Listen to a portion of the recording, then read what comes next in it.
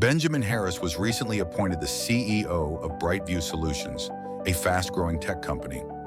Before officially stepping into his role, Benjamin had a particular mission in mind. He wanted to evaluate the culture among the managers, those responsible for maintaining the company's values and vision. Having faced adversity himself, he understood how prejudice could easily be hidden behind polite facades and professional attire. To get an unfiltered view, he devised a plan. He would pose as a job applicant in a wheelchair, aiming for a junior data analyst position. The Brightview Solutions headquarters was bustling with activity on their quarterly hiring day. The lobby was filled with candidates, nervously clutching resumes and rehearsing answers. Benjamin, in his wheelchair, rolled in quietly, taking in the atmosphere. No one paid him much attention as he joined the line of applicants. His eyes scanned the room, noting the HR team members who were casually chatting. When a sharp voice called out, "Mr. Simmons," his alias for the day, he wheeled forward. The HR manager, Cheryl Dixon, was a tall, thin woman in her mid-30s with an air of judgment. She glanced at Benjamin with surprise and mild disdain, barely concealing her reaction. When Benjamin extended his hand, Cheryl ignored it, her lips curling into a faint smirk. "You're here for the data analyst position?" she asked, her tone dripping with incredulity. "Yes, ma'am," he replied calmly. Cheryl's eyes flicked to his wheelchair and back to him, amusement lacing her words. "You're joking, right? Do you even know what a data analyst does?" Her loud remark attracted the attention of nearby applicants, some chuckling awkwardly. Benjamin maintained his composure. "Yes, ma'am. I have the necessary skills and experience." Her smile grew more condescending. "Brightview Solutions isn't the place for people with limitations," she said, emphasizing the word with a disdainful smile. "We need people who can handle a fast-paced environment." The other candidates looked uncomfortable, whispering among themselves, but Cheryl seemed oblivious. She continued making derogatory assumptions, her words dripping with condescension. Throughout her remarks, Benjamin's face remained calm, though he took mental notes of every insult. Later that afternoon, Benjamin sat in his office, now dressed in his usual attire. No disguise, no wheelchair. Cheryl's hurtful words still echoed in his mind.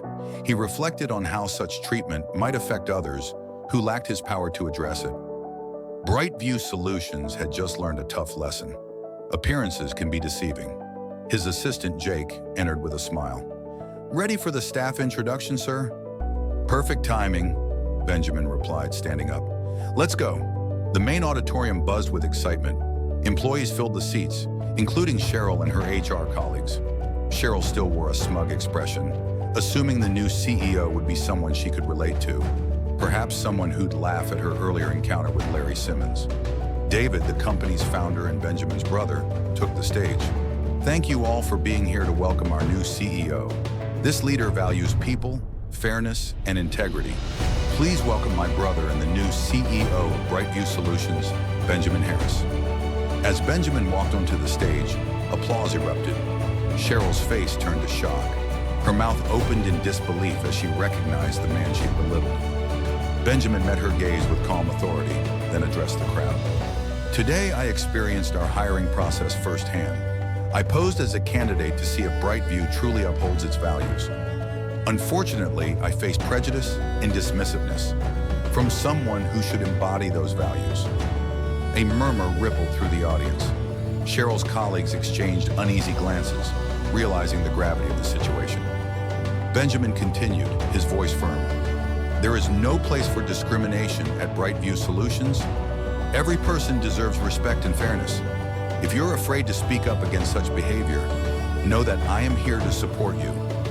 David joined him on stage. "I fully support Benjamin's vision. We will create a company where everyone belongs." Turning to Cheryl, he said, "Miss Dixon, meet us in my office after this meeting." Cheryl's face went pale. After the meeting, she walked to David's office, her mind racing. Inside, Benjamin and David confronted her. Cheryl stammered, offering weak excuses. David interrupted, his tone firm. "This isn't about standards, it's about respect. You judge someone based on assumptions. That goes against everything we stand for." Benjamin added, "You didn't just reject a candidate, you belittled someone based on appearances. That behavior cannot be tolerated." David delivered the final decision. Your employment is terminated, effective immediately. Cheryl nodded, defeated. She left quietly, knowing her actions had consequences. For Benjamin, justice wasn't about punishment. It was about changing the company's culture. And Brightview Solutions became a place where everyone, regardless of background or ability, could thrive.